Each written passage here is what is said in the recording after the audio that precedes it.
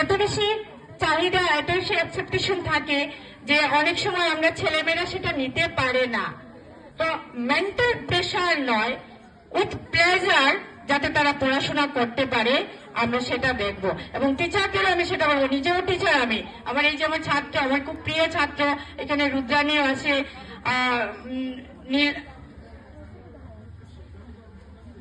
নামটা আমি শুভ, খুব ভালো গানও গায়। তো আরো অনেকেই আছে, এই আরেকজন ম্যাডামের নাম আমার মনে আসছে না, মোটামুটি সবই ছাত্র ছাত্রী।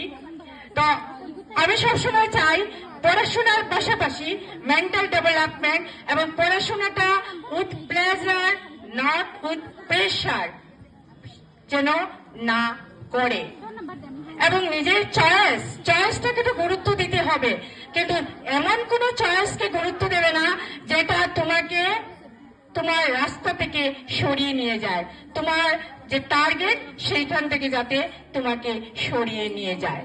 আর আমি একটা ডায়লগ খুব বলি, আমি খুব ফিল্ম দেখি, এখন অবশ্য একটু কম, কিন্তু একটা সময় খুব দেখতাম। ফিল্ম শুধু এনজয়মেন্টের জন্য নয়, এগুলোর থেকে আমরা জীবনের অনেক কিছু খুঁজে পাই। একটা ডায়লগ যে अगर तुम दिल से कुछ चाहो तो पूरी कायनात भी तुम्हारे साथ देती है। মন থেকে যদি তুমি কিছু চাও, সমস্ত তোমার পারিপার্শ্বিকতা সেটা তোমাকে সেই জায়গায় নিয়ে যাবে। তো যা চাওয়ার মন থেকে চাইবে, মনের কথা শুনবে, মগজের কথা শুনবে, মন মগজ দুটাই চলবে, কিন্তু অনেক সময় মগজের চেয়ে মনের কথাটাকে বেশি গুরুত্ব দিতে হয়।